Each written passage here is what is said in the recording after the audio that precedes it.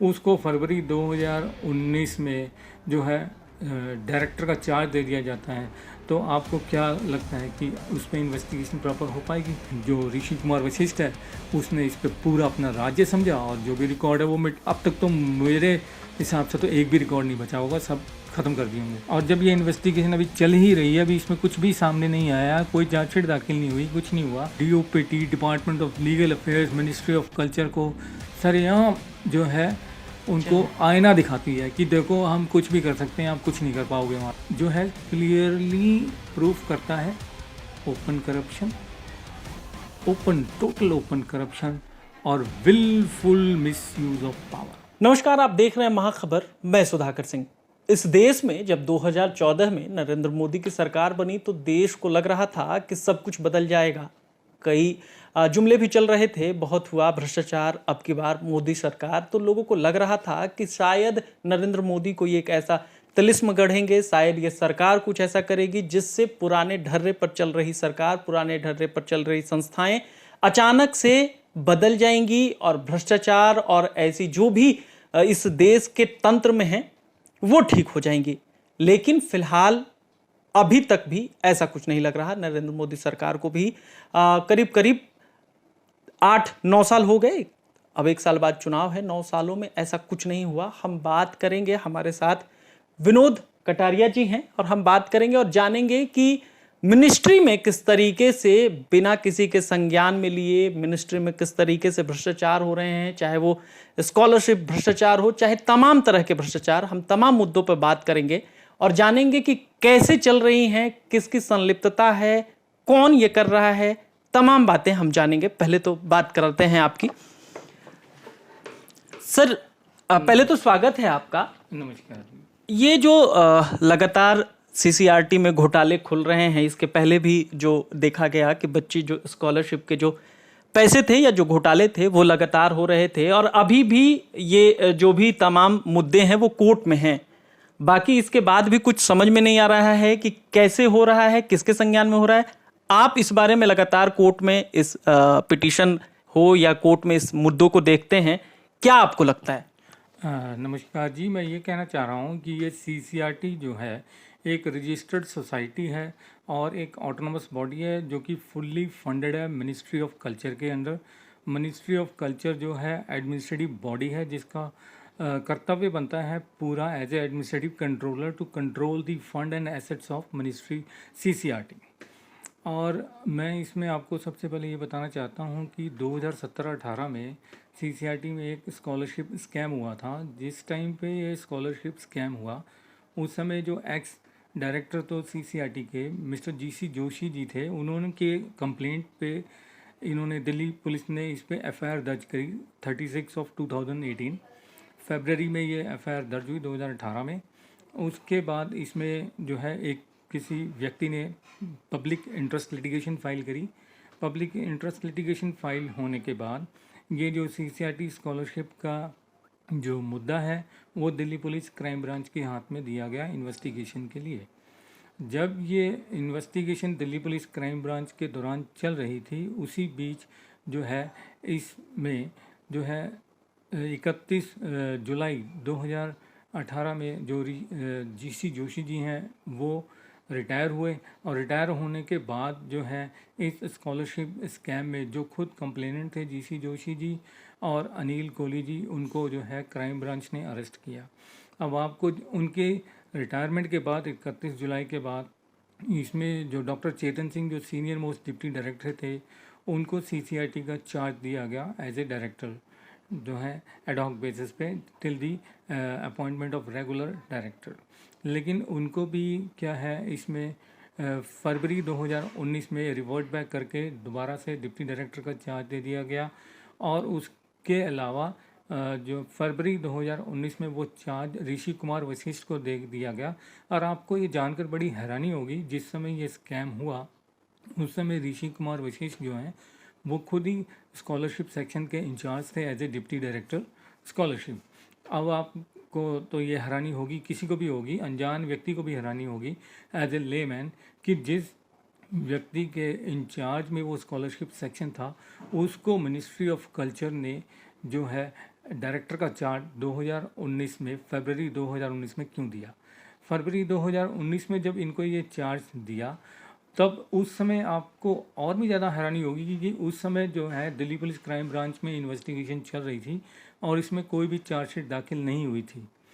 और उसके बाद 21 नवंबर 2019 को जो है इसकी डीपीसी बनाई जाती है। और आपको जानकर बड़ी हैरानी होगी कि अप्रैल 2018 में जो है डायरेक्टर की पोस्ट की एडवर्टाइजमेंट की गई थी कंपोजिट मेथड में। अब अप्रैल 2018 के बाद उसकी डीपीसी बिठाई जाती है 21 नवंबर 2019, 1.5 साल से भी ज़्यादा। तो अब आप पहचान सकते हो कि ये करप्शन किस तरीके का है और किस तरीके से जिसने व्यक्ति ने करप्शन की है उसको बचाने के लिए ऊपर तक जो है बॉडी जो है उसको सपोर्ट कर रही है। मैं मिनिस्ट्री ऑफ कल्चर जो है उसको ओपनली सपोर्ट कर रही है। और 21 नवंबर में इसमें मिनिस्ट्री ऑफ कल्चर के जेएस लेवल तक के अधिकारी जो थे इस के मेंबर थे कमेटी के, डीपीसी के, और इनको प्रमोशन दी गई। और मैंने खुद जो है इस डीपीसी प्रमोशन के लिए पीएमओ में कंप्लेंट डाली कि 25 नवंबर 2019 को कि भाई जिस व्यक्ति की सुपरविजन में स्कैम हुआ है और उसकी इन्वेस्टिगेशन अभी प्रोसेस में है, उसमें कोई आउटपुट अभी आया नहीं है, कोई चार्जशीट दाखिल नहीं हुई है, उनको डायरेक्टर बना दिया गया है, उस पर कोई संज्ञान नहीं लिया गया, कहीं से उस पर कोई एक्शन नहीं हुआ और इनको जो है प्रमोट कर दिया गया। और उसके बाद प्रमोट कर दिया गया।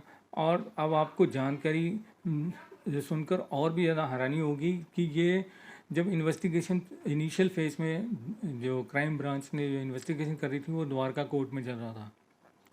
लेकिन जब द्वारका कोर्ट की संज्ञान में आया कि ये matter prevention of corruption act से रिलेटेड है, तब ये matter prevention of corruption act में होने की वजह से इसको रोज़ एवेन्यू कोर्ट क्राइम ब्रांच में ट्रांसफ़र कर दिया गया। अब आपको हैरानी होगी, आपको मैं ऑर्डर दिखाता हूँ, उसे देख करके आप अचंभे में रह जाएंगे कि 15 मार्च 2022 में इसमें ये ऑर्डर है रोज़ एवेन्यू कोर्ट का। जब ये एप्लीकेशन लगाई गई, जिसमें मैंने आपको पहले बताया कि इसमें पीआईएल फाइल हुई थी, उस ऑर्डर में कोर्ट की डायरेक्शन थी कि जो पिटिशनर है, जो कंप्लेनेंट है, उसको पूरा राइट दिया गया था कि अगर आप इस इन्वेस्टिगेशन में सहमत नहीं होते हैं, आपको लगता है कि इन्वेस्टिगेशन प्रॉपर नहीं हो रही है, तो आप इसमें एप्लीकेशन लगा सकते हैं। तो उस ब्रजेश कुमार जो पिटिशनर था जिसने पीएल फाइल करी थी, उसने रोज़ एवेन्यू कोर्ट में एप्लीकेशन लगाई कि इसकी इन्वेस्टिगेशन दोबारा से की जाए, क्योंकि जो स्कॉलरशिप सेक्शन का इंचार्ज है वो उसको तो डायरेक्टर बना दिया गया। और जब आपको हैरानी होगी कि जिसके चार्ज में, जिसकी सुपरविजन में स्कैम हुआ है, उसको फरवरी 2019 में जो है डायरेक्टर का चार्ज दे दिया जाता है, तो आपको क्या लगता है कि उस पर इन्वेस्टिगेशन प्रॉपर हो पाएगी? अब तक तो उसने 2019 से 2023 आ गया, तो अब तक तो उसने एक भी रिकॉर्ड नहीं छोड़ा होगा। तो कहीं ये इसीलिए तो नहीं किया गया कि जो सीसीआरटी है या जो कल्चर मिनिस्ट्री है वो अपने आप को बचा सके, ताकि अपना जब कोई होता है तो सुरक्षित महसूस होता है कि जो भी होगा ये देख लेगा, कहीं इस वजह से? तो आपका जो कहना है मैं बिल्कुल सहमत हूँ उससे, क्योंकि अगर मेरे ऊपर कोई चार्ज है और मेरे को किसी से बचाव लेना है अपना, तो मुझे तो उसको सपोर्ट करनी पड़ेगी। तो एडमिनिस्ट्रेटिव मिनिस्ट्री जो है क्यों सपोर्ट कर रही है, ये राय तो मिनिस्ट्री ऑफ कल्चर से ही पूछी जानी चाहिए कि ऐसा क्यों है, वो क्यों इस पे जो है एडमिनिस्ट्रेटिव एक्शन क्यों नहीं लिया, क्यों इस पे डिसिप्लिनरी प्रोसीडिंग क्यों नहीं स्टार्ट की गई। क्योंकि जब इस पे क्राइम ब्रांच में इन्वेस्टिगेशन चल रही थी तो एडमिनिस्ट्रेटिव प्रोसीडिंग भी तो स्टार्ट की जा सकती थी स्कॉलरशिप सेक्शन के अगेंस्ट में, सीसीआर रूल्स के तहत की जा सकती थी। प्रोविज़न है इसमें कि आप एडमिनिस्ट्रेटिव जो है डिसिप्लिनरी एक्शन के लिए प्रोसीडिंग चला सकते हो अलग से।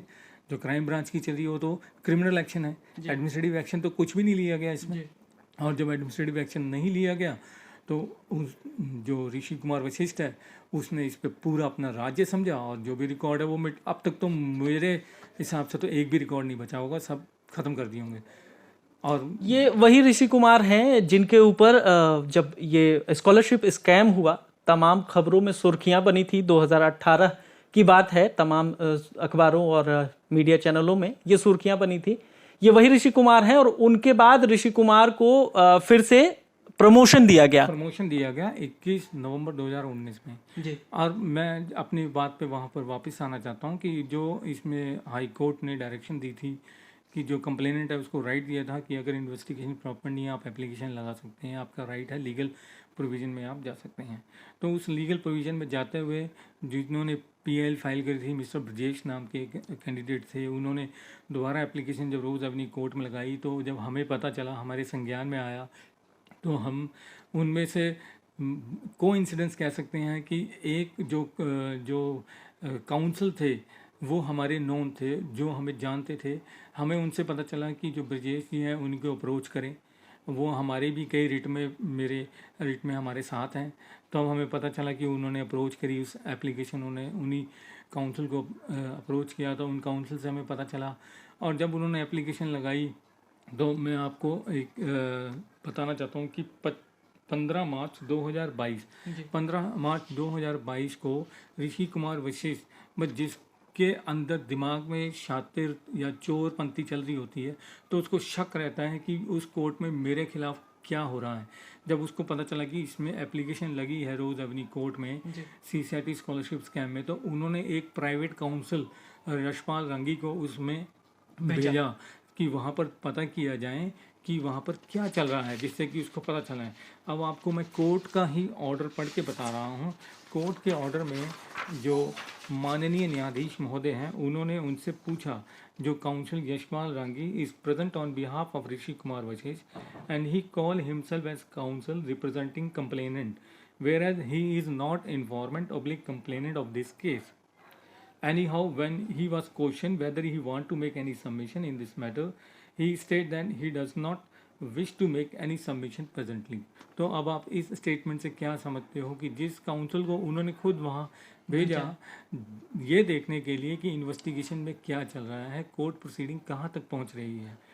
और आपको इसके बाद का मैं ऑर्डर बताऊंगा उस ही रोज़ एवेन्यू कोर्ट का, जिसमें तो सर आप प्राइवेट काउंसिल भी नहीं रख सकते, ये भी एक हाँ, मैं आपको एक डीओपीटी का ऑर्डर दिखा रहा हूँ।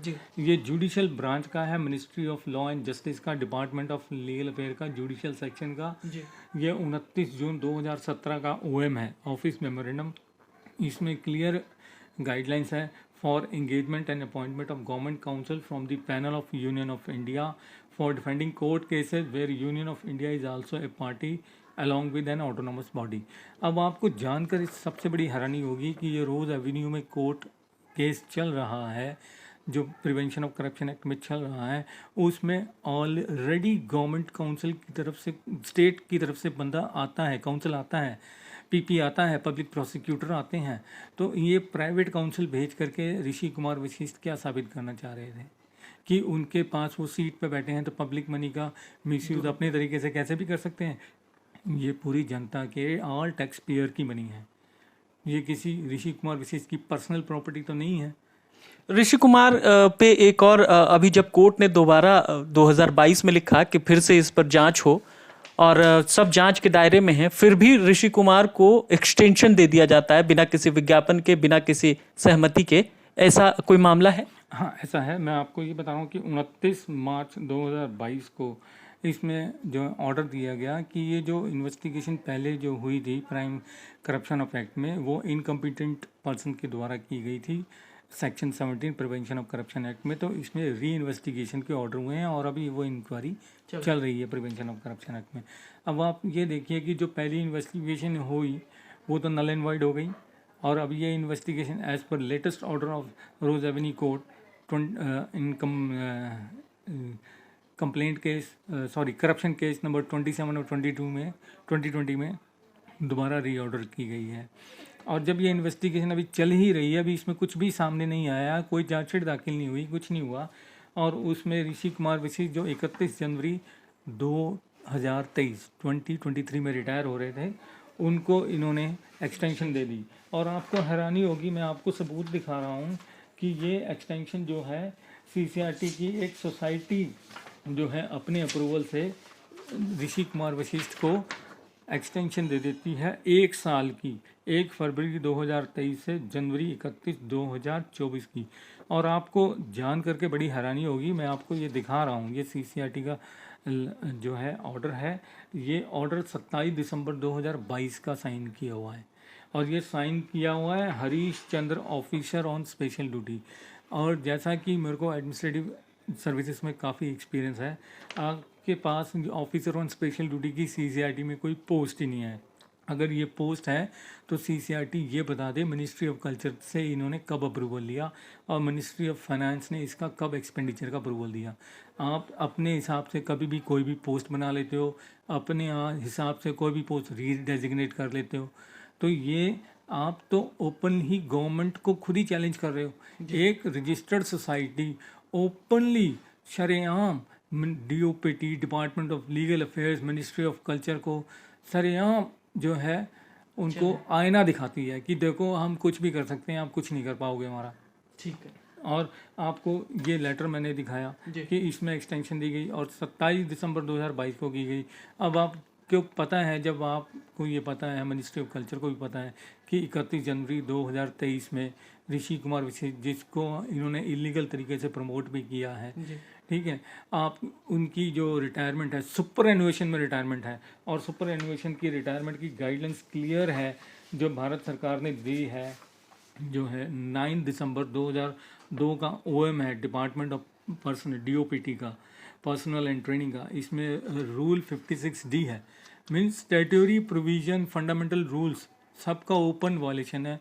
इनको शरेआम जो है आईना दिखाया गया CCRT द्वारा कि आपके जो फंडामेंटल रूल्स है, स्टैट्यूटरी प्रोविजन है, जो कॉन्स्टिट्यूशन है, CCRT एक रजिस्टर्ड सोसाइटी के आगे कुछ नहीं है जी। ठीक है। और ये ऑफिस मेमोरेंडम है, आप इसमें देख रहे हो। इसमें आपको मैं FR 56D भी दिखा रहा हूँ। ये FR 56D है कि इसमें किसको एक्सटेंशन दी जा सकती है, किसको नहीं दी जा सकती।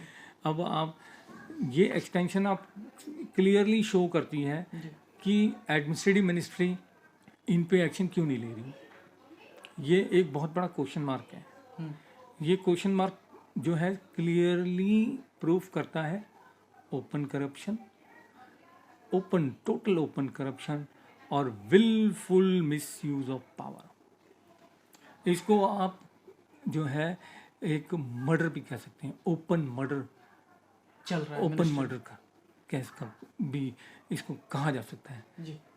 ये हमारे साथ विवेक कटारिया जी थे, जो साफ साफ कह रहे थे कि मिनिस्ट्री के नाक के नीचे उनके अधिकारी किस तरीके से लगातार अपराध कर रहे हैं और संगीन अपराध कर रहे हैं। ये मर्डर से कम नहीं है, ये लगातार कर रहे हैं। सोचना होगा कि किस तरह से संस्थाएं चलेंगी, सोचना होगा कि किस तरह से ऐसी संस्थानें चलेंगी जहां के अधिकारी मनमाने तरीके से जो समझ में आता है वो करते हैं। देखना होगा कि इस पर मिनिस्ट्री क्या करती है। हालांकि अभी नया ये भी मामला है कि जो बच्चों ने स्कॉलरशिप डाला है, स्कॉलरशिप के लिए डाला है, उनकी भी अभी तक कोई रिजल्ट नहीं आए हैं। 6 महीने हो गए हैं। इससे भी किसी न किसी भ्रष्टाचार की बू आती है। जरूरी है कि सरकार को नज़र खोलकर देखना होगा जो चीज़ें उसके नाक के नीचे चल रही हैं। आप बने रहें महाखबर के साथ। मैं सुधाकर सिंह, धन्यवाद।